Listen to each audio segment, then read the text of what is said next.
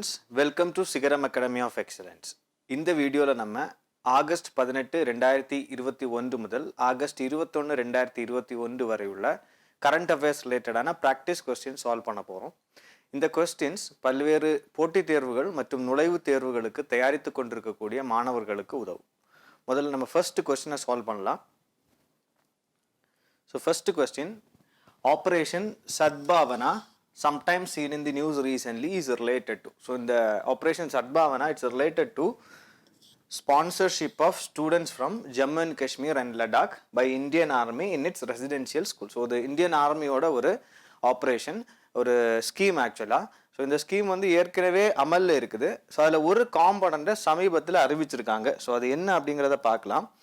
So இந்த operation Sadbhavana அப்படின்னா operation goodwill அப்படின்னு அர்த்தம். ஸோ அதோடைய எய்ம் என்ன, அதோடைய நோக்கம் என்னன்னா, இந்த ரெண்டு யூனியன் பிரதேசங்கள், ஸோ குறிப்பாக பார்த்தீங்கன்னா ஜம்மு அண்ட் காஷ்மீர், லடாக், ரெண்டு யூனியன் பிரதேசங்கள்லையும் உள்ள மக்களுக்கு மத்தியில் இந்தியன் ஆர்மியை பற்றிய நல்லெண்ணத்தை ஏற்படுத்துவதற்கான ஒரு ஸ்கீம் தான் இது. அதுக்கு கீழே இப்போ சமீபத்தில் என்ன பண்ணியிருக்காங்கன்னா, ஒரு 110 ஸ்டூடெண்ட்ஸுக்கு வந்து அவங்க ஸ்பான்சர் பண்ண போகிறாங்க. எஸ்பெஷலி ஆர்மி வந்து அவங்களோட பப்ளிக் ஸ்கூல்ஸ்லையும், ரெசிடென்ஷியல் பப்ளிக் ஸ்கூல்ஸ்லையும் மற்ற உயர்கல்வி நிறுவனங்கள்லையும் ஒரு 110 ஸ்டூடெண்ட்ஸை ஸ்பான்சர் பண்ணி படிக்க வைக்க போகிறாங்க. அதுக்கான ஒரு ஸ்கீம் தான் இது, right? Next question number 2, which of the following statements is are correct regarding foreigner tribunals? Okay, so இது ஒரு தீர்ப்பாயம். ஸோ ஃபர்ஸ்ட் ஸ்டேட்மெண்ட் என்ன சொல்லுதுன்னா, it is a quasi judicial பாடி அப்படின்னு சொல்லுது, ரைட்? ஸோ அது வந்து தீர்ப்பாயங்கள் அப்படின்னாலே பொதுவாக குவாசி ஜுடிஷியல் பாடிஸ் தான். ஸோ நம்ம வந்து தீர்ப்புகள், ஸோ ஏறக்குறைய கோர்ட் மாதிரி, ஒரு நீதிமன்றம் மாதிரி தான் அது ஃபங்க்ஷன் ஆகும். ஸோ இங்கே வந்து it's a quasi judicial body established as per, இங்கே வந்து ஒரு ஆர்டர் சொல்கிறாங்க, foreign tribunal order 1964 and foreigners act 1946. So இந்த ஸ்டேட்மெண்ட் கரெக்டு. செகண்ட் ஸ்டேட்மெண்ட் பாருங்க, it is set up by the chief justice of the high court of a particular state. So ஒரு மாநிலத்தில் இதை ஏற்படுத்துறது வந்து அந்த மாநிலத்தினுடைய உயர்நீதிமன்றத்தினுடைய தலைமை நீதிபதி அப்படின்னு இந்த ஸ்டேட்மெண்ட் சொல்லுது. இல்லை, இந்த ஸ்டேட்மெண்ட் தவறு. நீங்கள் சாதாரணமாக ஒரு டிஸ்ட்ரிக்ட் மெஜிஸ்ட்ரேட்டு, ஒரு டிஸ்ட்ரிக்ட் கலெக்டரே வந்து என்ன பண்ணலாம் அப்படின்னா இந்த ஃபாரின் ட்ரிபியூனல்ஸை இந்த சட்டங்களுக்கு கீழே ஏற்படுத்த முடியும். ஸோ இங்கே ஆப்ஷன் A1 ஒன்லி அப்படிங்கிறது தான் கரெக்டான ஆன்சர். ஸோ இது ஏன் நியூஸில் இருந்தது இந்த ஃபாரின் ட்ரிபியூனல் அப்படிங்கிறத பார்க்கலாம். நான் சொன்னது மாதிரி ministry of home affairs has empowered district magistrates, district கலெக்டர்ஸை வந்து இந்த ஃபாரின் ட்ரிபியூனல்ஸை வந்து ஏற்படுத்த முடியும் ஒரு மாநிலத்தில். ஸோ அப்போ இது ஏன் சமீபத்தில் நியூஸில் இருந்ததுன்னா, ஸோ அஸ்ஸாம் கவர்மெண்ட்டுடைய பொலிட்டிக்கல் டிபார்ட்மெண்ட், ஸோ அந்த அஸ்ஸாம் மாநிலத்தில் அஸ்ஸாம் போலீஸினுடைய ஒரு பார்டர் விங் இருக்குது. ஸோ இந்த பார்டர் விங்கோட ரோல் என்ன அப்படின்னு பார்த்தீங்கன்னா, ஸோ பொதுவாக இந்த அஸ்ஸாமில் வந்து நிறைய சிட்டிசன்ஷிப் சார்ந்த பிரச்சனைகள் இருக்குது. இப்போ நிறைய பேருக்கு வந்து பார்த்திங்கன்னா சிட்டிசன்ஷிப் ரிலேட்டடான ஒரிஜினல் ப்ரூஃப் இருக்காது, டாக்குமெண்ட் ப்ரூஃப் இருக்காது. ஸோ அப்படிப்பட்டவங்களை கண்டுபிடிச்சி அவங்கள வந்து இந்த ஃபாரின் ட்ரிபியூனல்ஸுக்கு சென்ட் பண்ணுறது தான் இந்த பார்டர் விங்கோட வேலை. ஸோ இப்போது ஃபாரினர் ட்ரிபியூனலில் போன பிறகு அவங்க என்ன பண்ணணும் அப்படின்னா, அந்த இண்டிவிஜுவல்ஸ் அவங்க இந்தியன் சிட்டிசன்ஸாக இல்லையா அப்படிங்கிறத இந்த ஃபாரினர் ட்ரிபியூனல் முன்னாடி, இந்த தீர்ப்பாயங்கள் முன்னாடி ப்ரூவ் பண்ணணும். ஸோ நார்மலி இதுதான் ப்ரொசீஜர். அப்போ சமீபத்தில் என்ன பண்ணியிருக்காங்க அப்படின்னா, இந்த அஸ்ஸாம் கவர்மெண்ட் வந்து இந்த ஸ்டேட் போலீஸோட பார்டர் விங்குக்கு கூர்காஸ் சார்ந்த கேசஸை வந்து என்ன பண்ணாதீங்க, இந்த ஃபாரினர் ட்ரிபியூனல்ஸுக்கிட்ட வந்து அனுப்ப வேண்டாம். ஸோ அவர்களுக்கு வந்து அவர்களை வந்து நம்ம தீர்ப்பாயத்துக்கு முன்னாடி கொண்டு போய் கஷ்டப்படுத்த வேண்டாம் அப்படிங்கிற ஒரு ஆர்டரை வந்து பாஸ் பண்ணியிருக்காங்க. ஸோ அது எதுக்காக அப்படின்னா, யூனியன் கேபினெட் வந்து ஒரு டிசிஷன், மத்திய கேபினெட் அமைச்சகம் வந்து கேபினெட் கூட்டத்தில் வந்து ஒரு முடிவு எடுத்தாங்க. ஸோ அந்த முடிவு எந்த அடிப்படையில் எடுக்கப்பட்டது அப்படின்னா, இந்த கூர்காஸ் வந்து பார்த்தீங்கன்னா இந்தியாவுக்காக நிறைய பணி செஞ்சுருக்காங்க. குறிப்பாக இந்தியாவினுடைய ஆர்மியிலெல்லாம் பணியாற்றியிருக்காங்க. நாட்டினுடைய வளர்ச்சிக்காக அதிகமாக பங்காற்றின ஒரு கம்யூனிட்டி இந்த கூர்கா கம்யூனிட்டி. ஸோ அதன் பேரில் என்ன பண்ணியிருக்காங்கன்னா, ஸோ அவங்கள வந்து நம்ம என்ன பண்ண வேண்டாம், அந்த ஃபாரினர் ட்ரிபியூனல்ஸில் வச்சு அவங்கள வந்து கஷ்டப்படுத்த வேண்டாம் அப்படிங்கிற ஒரு பார்வையில் இந்த ஒரு ஆர்டரை வந்து இஷ்யூ பண்ணியிருக்காங்க. ஓகே, ஸோ அப்போ இது யூனியன் கேபினெட் எடுத்த முடிவு. அப்புறம் வந்து அஸ்ஸாம் கவர்மெண்ட் வந்து என்ன பண்ணியிருக்காங்க அப்படின்னா, கடைசி கிரவுண்ட் லெவலில் இம்ப்ளிமெண்ட் பண்ணக்கூடிய அந்த அத்தாரிட்டி, அதான் ஸ்டேட் போலீஸோடைய பார்டர் விங்குக்கு இந்த ஆர்டர் வந்து வந்திருக்கு. ஸோ அதனால இந்த ஃபாரினர் ட்ரிபியூனல் பற்றின நியூஸ் வந்து செய்தித்தாள்களில் இருந்தது. அடுத்த கொஸ்டின் பாருங்க, financial inclusion index is published by. So இந்த இண்டெக்ஸை பப்ளிஷ் பண்ணுறது Reserve Bank of India. So சமீபத்தில் தான் அறிவிச்சிருக்காங்க, ஒவ்வொரு வருஷமும் ஜூலை மாதத்தில் நாங்கள் அனௌன்ஸ் பண்ணுவோம், இதை வந்து ரிலீஸ் பண்ணுவோம் இந்த ஃபினான்ஷியல் இன்க்ளூஷன் இண்டெக்ஸை அப்படின்னு வந்து சொல்லியிருக்காங்க. So the annual financial inclusion index will be published in July every year. So இது என்ன இண்டெக்ஸ், இதை வந்து இந்த ரிப்போர்ட் வந்து எதுக்காக, எந்த டீட்டெயில்ஸ் வந்து இதில் இருக்கும் அப்படின்னா, ஸோ இந்தியாவில் வந்து நிறைய நிதித்துறை சார்ந்த சேவைகள் இருக்குது. குறிப்பாக பேங்கிங், வங்கி சேவை இருக்குது, இன்வெஸ்ட்மெண்ட் முதலீடுகள் சார்ந்த சேவைகள் இருக்குது, இன்சூரன்ஸ் காப்பீடு சார்ந்த சேவைகள் இருக்குது, போஸ்டல், பென்ஷன், இந்த மாதிரியான ஸோ ஒரு ஃபினான்ஷியல் சர்வீசஸ் வந்து நிறைய கொடுக்குறாங்க மக்களுக்கு. ஸோ அப்போ இது வந்து ஒழுங்காக மக்கள்கிட்ட போய் சேருதா, குறிப்பாக இந்த இண்டெக்ஸ் வந்து எதை செக் பண்ணும் அப்படின்னா எல்லாருக்குமே இந்த ஆக்சஸ் கிடைக்குதா. ஓகே, ஸோ எல்லாருமே வந்து இந்த ஃபினான்ஷியல் ஆக்சஸ் எத்தனை பேரை போய் சேர்ந்துருக்கு, இவ்வளோ கோடி மக்கள் வாழக்கூடிய இந்த நாட்டில் எத்தனை பேரை இந்த ஆர்கனைஸ்டு ஃபினான்ஷியல் சர்வீசஸ் போய் சேர்ந்துருக்கு அப்படிங்கிற அந்த ஆக்சஸை வந்து இது வந்து செக் பண்ணும், அசஸ் பண்ணும். அப்புறம் பார்த்தீங்கன்னா யூசேஜ், எத்தனை பேர் பயன்படுத்துகிறாங்க இந்த நிதி சார்ந்த சேவைகளை எல்லாம் அப்படிங்கிறத செக் பண்ணும், நமக்கு அது சார்ந்த தரவுகளை கொடுக்கும். அப்புறம் பார்த்தீங்கன்னா குவாலிட்டி, இந்த சேவைகளுடைய தரம் எப்படி இருக்குது, இந்த நிதி சேவைகளுடைய தரம் எப்படி இருக்குது மாதிரியான தகவல்களை இந்த இண்டெக்ஸ் வந்து நமக்கு கொடுக்கும். ஸோ இதை வந்து பப்ளிஷ் பண்ண போகிறது ரிசர்வ் பேங்க் ஆஃப் இந்தியா. அடுத்த கொஸ்டின் பார்க்கலாம். So consider the following statements. So India is the largest consumer of vegetable oil.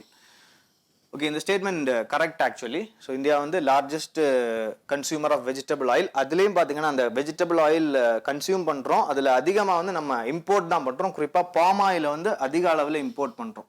So 60% நம்ம வெஜிடபிள் ஆயில் இம்போர்ட்ஸில் வந்து 60% வந்து பாம் ஆயில் இம்போர்ட்ஸ் தான், பாம் ஆயில் இறக்குமதி தான்.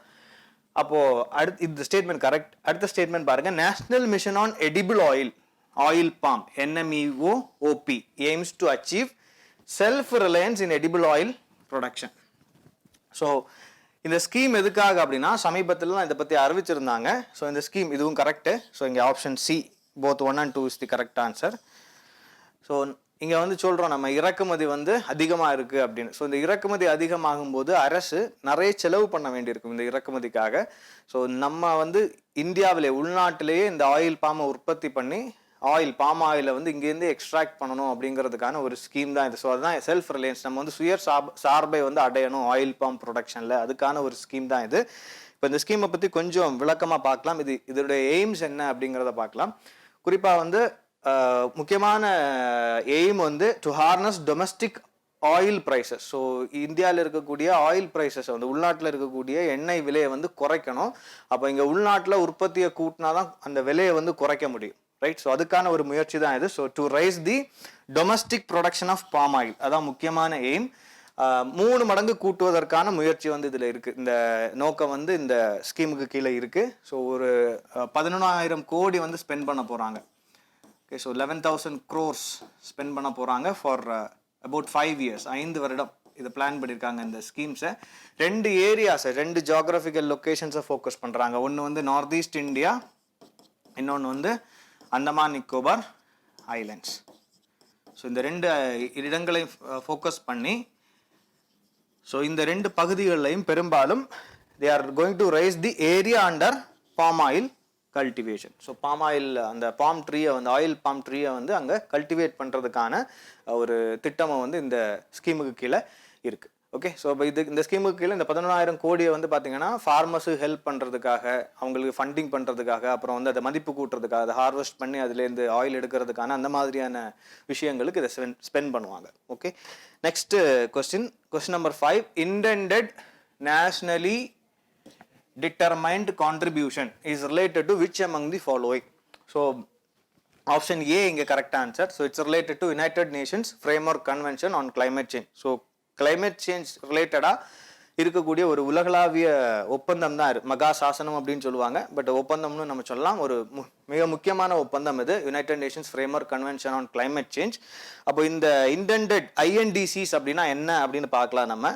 இந்த கன்வென்ஷனுக்கு கீழே, இந்த UNFCCக்கு கீழே பாரிஸ் அக்ரிமெண்ட் ஒன்று இருக்குது, பாரிஸ் கிளைமேட் அக்ரிமெண்ட். ஸோ 2016 அமலுக்கு வந்தது இந்த அக்ரிமெண்ட்.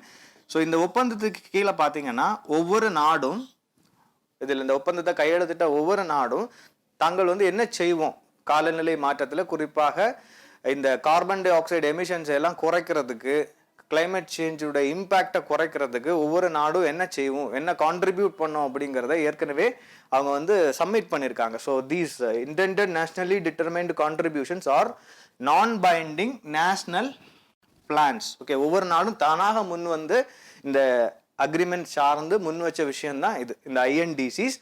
ஸோ இது இப்போ இந்தியாவும் இதில் வந்து பார்த்தீங்கன்னா பங்காற்றி இருக்கு. இந்தியாவும் தன் பங்குக்கு என்ன செய்வோம் அப்படின்னு வந்து சொல்லியிருக்கு. ஸோ குறிப்பாக பார்த்தீங்கன்னா இதெல்லாம் ஃபியூ இம்பார்ட்டன்ட் பாயிண்ட்ஸ், நிறைய கான்ட்ரிபியூஷன்ஸ் பண்ணுறதா சொல்லியிருக்கிறாங்க. பட் இதெல்லாம் ஃபியூ இம்பார்ட்டன்ட் பாயிண்ட்ஸ்.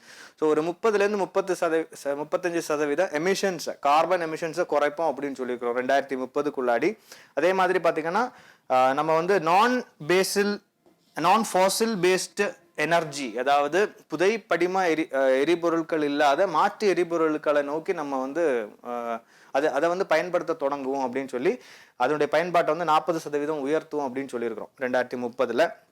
அடுத்தது பார்த்தீங்கன்னா ஃபாரஸ்ட் கவர். ஸோ இங்கேருந்து நம்ம எமிட் பண்ணக்கூடிய கார்பன் டை ஆக்சைடை அப்சர்வ் பண்ணுறதுக்கான ஒரு மெக்கானிசம் தான் கார்பன் சிங்க் அப்படின்னு சொல்லுவாங்க, ரைட்? ஸோ அந்த கார்பன் சிங்கை வந்து நம்ம ஜென்ரேட் பண்ணணும்னா நமக்கு வந்து அதிகமான ஃபாரஸ்ட் அண்ட் ட்ரீ கவர் வேணும். ஸோ அதை இன்க்ரீஸ் பண்ணுவோம் அப்படின்னு சொல்லியிருக்கிறோம் பை 2030. அப்புறம் பார்த்தீங்கன்னா ரினியூவபிள் எனர்ஜி, சோலார், விண்டு போன்ற ரினியூவபிள் எனர்ஜியை வந்து நம்ம ஜென்ரேட் பண்ணுவோம். ஸோ அது ஏறக்குறைய 450 ஜிகாவாட் ஜென்ரேட் பண்ணுவோம் அப்படின்னு சொல்லியிருக்கிறோம் பை 2030. ஸோ இங்கே வந்து இதில் என்ன அப்படின்னா இதுவரைக்கும் நம்ம வந்து ஏறக்குறைய ஒரு 100 ஜிகாவாட், ஸோ 450 ஜிகாவாட்டில் 100 ஜிகாவாட் நம்ம வந்து ஜென்ரேட் பண்ணிட்டோம் அப்படின்னு சொல்லியிருக்கிறாங்க. ஸோ அப்போ இது ஏன் செய்தியில் இருந்தது இந்த ஐஎன்டிசிஸ் அப்படின்னா, டிசம்பரில் வந்து COP26 நடக்க போகுது கிளாஸ்கோவில், December 2021 conference of parties. So இதுக்கு கீழே, இந்த கன்வென்ஷனுக்கு கீழே ஒவ்வொரு ஆண்டும் அந்த கான்ஃபரன்ஸ் நடக்கும், நாடுகளுக்கு இடையிலான ஒரு அந்த மாநாடு வந்து நடக்கும். ஸோ அது வந்து இங்கே நடக்க போகுது கிளாஸ்கோ, ஸ்காட்லாண்டில். ஸோ அது ரிலேட்டடான அதுக்கு முன்னோட்டமாக நிறைய மீட்டிங்ஸ் நடந்துட்டு இருக்கு. ஸோ அது வந்து இந்தியாவில் குறிப்பாக அந்த பிரசிடென்ட் டெசிக்னேட் அலோக் சர்மா வந்து யூனியன் என்விரான்மெண்ட் மினிஸ்ட்ரி கூட ஒரு மீட்டிங் ஹோஸ்ட் பண்ணியிருந்தாரு. அதில் இந்தியாவோட இந்த ஐஎன்டிசிஸ் இந்தியா எப்படி பெர்ஃபார்ம் பண்ணிட்டு இருக்கு அப்படிங்கிறத டிஸ்கஸ் பண்ணியிருந்தாங்க. ஸோ அது சார்ந்த செய்தி வந்து நியூஸில் இருந்தது. ஓகே, அடுத்து பாருங்க, with reference to Unite Aware platform. Unite Aware platform அப்படின்னா என்ன? Consider the following statements. So it is launched by India in collaboration with United Nations. So it's launched by India in collaboration with United Nations. இது correct, right? அடுத்த statement பாருங்க, it aims to deploy United Nations peacekeeping mission to deal with crisis in Afghanistan. So United Nations peacekeeping force இருக்கு, right? ஐநாவினுடைய அமைதிப்படை. So ஐக்கிய நாடுகள் சபையில் அங்கம் வைக்கக்கூடிய member countries வந்து கான்ட்ரிபியூட் பண்ணுறாங்க. இந்தியாவும் இந்த யூஎன் பீஸ் கீப்பிங் ஃபோர்ஸுக்கு கான்ட்ரிபியூட் பண்ணுது. ஸோ இவங்களை வந்து ப்ளூ ஹெல்மெட்ஸ் இல்லை ப்ளூ பெரட்ஸ்னு சொல்லுவாங்க. ஸோ கான்ஃப்ளிக்ட் ரிடன் கண்ட்ரீஸில் பீஸை வந்து ப்ரிவேல் பண்ணுறது, அமைதியை நிலைநாட்டுறது தான் இவங்களுடைய மிக முக்கியமான பணி இந்த யூஎன் பீஸ் கீப்பிங் ஃபோர்ஸோட. அப்போ இங்கே இந்த யுனைட் அவேர் பிளாட்ஃபார்ம்ங்கிறது வந்து என்ன சொல்லுதுன்னா, இந்த பீஸ் கீப்பிங் ஃபோர்ஸை வந்து டிப்ளாய் பண்ண போகிறாங்க ஆப்கானிஸ்தானில் அமைதியை நிலைநாட்டுவதற்கு அப்படின்னு சொல்லுது. இல்லை, அப்படி எந்த பிளானுமே இல்லை. ஸோ இது வந்து தவறு.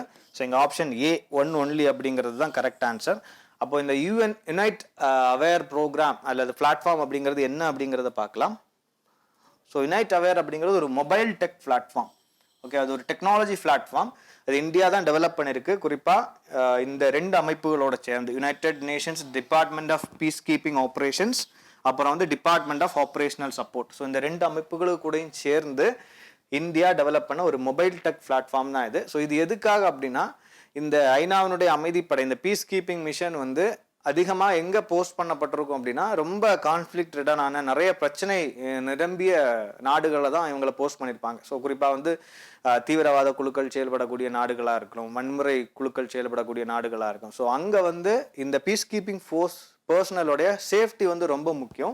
ஸோ அவங்களுக்கு அந்த நாட்டை பற்றின அந்த டெரைன் ரிலேட்டடான, ஸோ அந்த நிலப்பரப்பு சார்ந்த தகவல்களை கொடுக்கறதுக்கான ஒரு டெக்னாலஜி ரிலேட்டட் இன்டர்வென்ஷன் தான் யுனைடெட் அவேர் பிளாட்ஃபார்ம். ஸோ அதை இந்தியா வந்து ஃபண்ட் பண்ணி டெவலப் பண்ணியிருக்காங்க. ஸோ சமீபத்தில் இப்போ பார்த்தீங்கன்னா இந்த மந்த் ஆகஸ்ட்டுக்கான யுனைடெட் நேஷன் செக்யூரிட்டி கவுன்சிலுடைய தலைவராக இந்தியா தலைமை வகிக்குது. ஸோ அப்போ டெக்னாலஜி ரிலேட்டடான நிறைய டிஸ்கஷன்ஸ் நடந்தது. அப்போ அதில் இந்த யுனைட் அவேர் பிளாட்ஃபார்மை பற்றி அவங்க மென்ஷன் பண்ணியிருந்தாங்க. அடுத்த question, Hazaras are ethnic people native to which country. So எந்த நாட்டை சேர்ந்தவங்க, எந்த நாட்டில் இருக்கிறாங்க இந்த இனத்தை சார்ந்த மக்கள் அப்படின்னு கேட்குது கொஸ்டின். ஸோ இங்கே வந்து ஆப்கானிஸ்தான் அப்படிங்கிறது கரெக்டான ஆன்சர். ஸோ ஏன் இந்த ஹசாராஸ் வந்து நியூஸில் இருக்காங்க அப்படின்னா, these Hazaras are an ethnic minority group. So அவங்க வந்து ஒரு சிறுபான்மையினர் ஆப்கானிஸ்தானில். ஸோ ஒன்று வந்து அவங்க பேசக்கூடிய மொழி வந்து வித்தியாசம். இன்னொன்று பார்த்தீங்கன்னா அவங்க இஸ்லாமை ஃபாலோ பண்ணாலும் அவங்க ஃபாலோ பண்ணக்கூடிய இஸ்லாம் வந்து Shia sect of Islam. Okay. So ஆனால் தாலிபன்ஸ் பார்த்தீங்கன்னா தாலிபன்ஸ், இஸ்லாமிக் ஸ்டேட் போன்ற அமைப்புகள் வந்து அவங்க ஃபாலோ பண்ணுற இஸ்லாமிக் செக்ட் வந்து சன்னி. ஸோ அதனால வந்து அவங்களுடைய முக்கியமான எதிரியாக அவங்க பார்க்கறது, இந்த தாலிபன்கள் வந்து அவங்களுடைய முக்கியமான எதிரிகளாக பார்க்கறது இந்த ஹசாரா போன்ற இந்த சிறுபான்மையினரை தான். ஸோ வந்த உடனே அவங்க இந்த சமீபத்தில் ஆக்கிரமிப்பு பண்ண உடனே பார்த்தீங்கன்னா இந்த ஹசாரா இனத்தை சேர்ந்த மக்களை வந்து ரொம்ப அடக்குமுறைக்கு, ஏற்கனவே பல அடக்குமுறைகளை சந்தித்தவங்க அந்த மக்கள். ஸோ அடக்குமுறைக்கான ஒரு அந்த விஷயங்கள்லாம் நடந்தது. ஸோ நிறைய கொலைகள், அப்புறம் பார்த்தீங்கன்னா அந்த இனத்தினுடைய ஒரு தலைவர் அவங்க தான் தாலிபன்ஸ் கொலை பண்ண ஒரு தலைவரை தான் அவருடைய சிலையை வந்து தகர்த்தது. இந்த மாதிரியான விஷயங்கள் நடந்தது. So one of the most persecuted minorities அப்படின்னு சொல்கிறாங்க இந்த ஹசாராஸை பற்றி. அதனால தான் இது நியூஸில் இருந்தது. ஓகே. அடுத்தது question number 8. Consider the following statements about Neelakurinji. So ஒரு ரேர் ஃப்ளவர் இது, 12 இயர்ஸுக்கு ஒருக்கா மலரக்கூடிய ஒரு flower. So it's a ஷர்ப் that is found in shola forest of western cuts in Karnataka, Kerala and Tamil Nadu. So பெரும்பாலும் இந்த 3 மாநிலங்களில் அந்த மேற்கு தொடர்ச்சி மலைகளில் வளரக்கூடிய ஒரு பிளான்ட் தான் இது. ஸோ அது கரெக்டு. அடுத்து பார்த்தீங்கன்னா அது நீலகிரி அப்படிங்கிற பேர். ஸோ நீலகிரி அப்படின்னா ப்ளூ மவுண்டன்ஸ் அப்படின்னு பேர், right. So got its name from this purplish blue flower of Neelakurinji. So இந்த நீலக்குறிஞ்சியை மையமாக வச்சு தான் நீலகிரின்னு பேர் வந்தது. ஸோ இதுவும் correct, right. So option C both 1 and 2 அப்படிங்கிறது கரெக்டான ஆன்சர். ஸோ இது ஏன் நியூஸில் இருந்தது அப்படின்னா, இந்த நீலக்குறிஞ்சி ப்ளூம் ஆகிறது, மலர்றது வந்து ஒரு ரேர் ஃபினாமினா. ஸோ இப்போ அது ரீசெண்டாக பார்த்தீங்கன்னா கர்நாடகாவில் குடகு மாவட்டத்தில் இருக்கக்கூடிய மண்டலப்பட்டி ஹில்ஸில் வந்து அது மலர்ந்துருக்கு. ஸோ இது வந்து 12 வருஷத்துக்கு ஒருக்கா தான் மலரும், ரைட். அடுத்து பாருங்க, Kigali amendment sometimes seen in the news recently is related to. So this is related to gradual phase down of hydrofluorocarbons, HFCs. So இது என்ன அப்படின்னு பார்க்கலாம், ஏன் இது நியூஸில் இருந்தது அப்படிங்கிறதையும் பார்க்கலாம். இந்தியா வந்து என்ன பண்ணியிருக்காங்கன்னா, இது ஒரு திருத்தம். ஆக்சுவலாக வந்து மான்ட்ரியல் புரோட்டோகால் அப்படின்னு ஒன்று இருக்குது. ஓகே. ஸோ இது ஒரு ஒப்பந்தம் தான், உலகளாவிய ஒப்பந்தம் அது நாடுகளுக்கு இடையிலான. ஸோ இது 1989 அமலுக்கு வந்தது. ஸோ இது என்ன மான்ட்ரியல் புரோட்டோகால் அப்படின்னா, it deals with depletion of or phasing out of CFCs, குளோரோஃப்ளூரோ கார்பன்ஸை பயன்பாட்டிலேருந்து நீக்குவதற்கான ஒரு ஒப்பந்தம் இது மான்ட்ரியல் புரோட்டோகால். ஸோ இந்த CFCs தான் ஓசோன் டிப்ளீஷனுக்கு முக்கியமான காரணம், ரைட். ஃபைன். ஸோ அப்போ இந்த CFCஸை வந்து ஃபேஸ் அவுட் பண்ணிட்டு ஸ்லோலி அவங்க வந்து எதை பயன்படுத்த ஆரம்பிச்சிட்டாங்கன்னா, HFCஸை பயன்படுத்த ஆரம்பிச்சிட்டாங்க, ஹைட்ரோஃப்ளூரோ கார்பன்ஸை பயன்படுத்த ஆரம்பிச்சிட்டாங்க. ஸோ இதை ஃபேஸ் அவுட் பண்ணிட்டு இதை பயன்படுத்த ஆரம்பிச்சாங்க. எங்கே அப்படின்னா இந்த ஏர் கண்டிஷனிங், ரைட், ரெஃப்ரிஜரேஷன், அப்புறம் ஃபர்னிஷிங் ஃபோம் இண்டஸ்ட்ரி, இந்த மாதிரியான இண்டஸ்ட்ரீஸில் CFCஸுக்கு பதிலாக HFCs. ஸோ இப்போ இந்த HFCs வந்து ஓசோனுக்கு எந்த பாதிப்பையும் ஏற்படுத்தாது, ஆனால் it's a potential global warming agent. Okay. So it's a green house case. So ஒரு பசுமை இல்ல வாயு கார்பன் டை ஆக்சைடை விட பல மடங்கு வெப்பத்தை ட்ராப் பண்ணி வச்சிருக்கக்கூடிய எபிலிட்டி இந்த HFCஸுக்கு உண்டு அப்படிங்கிறத கண்டுபிடிச்சாங்க. அதனால தான் இந்த HFCஸையும் பயன்பாட்டிலேருந்து நீக்கணும் அப்படிங்கிறதுக்காக 2016 இந்த மான்ட்ரியல் புரோட்டோகாலில் ஒரு திருத்தம் கொண்டு வந்தாங்க. அதுதான் இந்த கிகாலி அமெண்ட்மெண்ட். ஓகே. ஸோ இந்த எல்லாமே இந்த கிகாலி, மான்ட்ரியல் எல்லாமே வந்து அந்த ஒப்பந்தம் எங்க சைன் பண்ணப்பட்டதோ அந்த நகரத்தை குறிக்குது. இப்போ கிகாலிங்கிறது ருவாண்டால இருக்கக்கூடிய ஒரு நகரம், மான்ட்ரியல் அப்படிங்கிறது கனடால இருக்கக்கூடிய ஒரு நகரம். ஸோ இப்போ இந்த கிகாலி அமெண்ட்மெண்ட்ங்கிறது it's key amendment to Montreal protocol. இப்போ சமீபத்தில் இந்தியா கேபினெட் மீட்டிங்ல வந்து டிசிஷன் எடுத்திருக்காங்க, இந்த கிகாலி அமெண்ட்மெண்ட்டை வந்து நம்ம ராட்டிஃபை பண்ணலாம், அதை வந்து அக்செப்ட் பண்ணி அதில் நம்ம சைன் போடலாம். ஸோ தட் சைன் போட்டாங்க அப்படின்னு சொன்னால் இங்கே வந்து நம்ம ஸ்லோலி வந்து பார்த்தீங்கன்னா இந்த HFCஸை வந்து இந்த இதுலேருந்து இந்த இண்டஸ்ட்ரீஸில் பயன்படுத்துறதுலேருந்து எல்லாத்துலேருந்துமே நம்ம வந்து குறைக்க வேண்டியிருக்கும். அந்த பயன்பாடை வந்து குறைச்சி ஒரு கட்டத்தில் வந்து முழுமையாக அதை வந்து ஒழிக்க வேண்டியிருக்கும். ஸோ அதுதான் இது. So Kigali amendment it enables the gradual phase down of hydrofluorocarbons or HFCs, a family of chemicals used extensively in all these industries. Okay. next question, question number 10. Consider the following statements about Madhurkadi mats. So இது ஒரு வகையான பாய். So இந்த பாயை வந்து என்ன பண்ணுறாங்கன்னா கையாலே நெய்யறாங்க, right? So கையாலே முடையக்கூடிய ஒரு பாய் இது. ஸோ இதை பற்றின ஃபேக்ட்ஸை பார்க்கலாம். ஃபர்ஸ்ட் வந்து these are mats woven in West Bengal from a rhizome based plant found abundantly in the alluvial tract. So இது வந்து ஒரு பிளான்ட் ஃபைபர்லேருந்து அவங்க வியூ பண்ணக்கூடிய ஒரு மேட். ஸோ அதனால இது correct. So in 2018 Madhurkadi mats was awarded the geographical indication tag. So இந்த மேட்ஸுக்கு வந்து புவிசார் குறியீடு இருக்கு. ஸோ வெஸ்ட் பெங்காலுக்கு புவிசார் குறியீடு கொடுத்துருக்காங்க அப்படின்னு வந்து சொல்லுது இந்த statement. Okay, so Madhurkadi mats was awarded the geographical indication tag by the Geographical Indication Registry of India. So இந்த ஸ்டேட்மெண்ட் இங்கே கரெக்டு, ரெண்டுமே correct. So option C both 1 and 2 is the correct answer. Okay, so இப்போ வந்து இந்த Madhurkadi மேட்ஸ்னா ஏன் இது நியூஸில் இருந்தது அப்படின்னு பார்க்கலாம். ஸோ இது ஒரு ட்ரெடிஷன், இது ஒரு லாங் ஸ்டாண்டிங் ட்ரெடிஷன், ரொம்ப பழமையான ஒரு பாய்முடுதல் முறை. ஸோ அங்கே வந்து அந்த கிராமிய பொருளாதாரத்துக்கு ரொம்ப மிக முக்கியமான பங்காற்றுது இந்த ஆக்டிவிட்டி, இந்த எக்கனாமிக் ஆக்டிவிட்டி.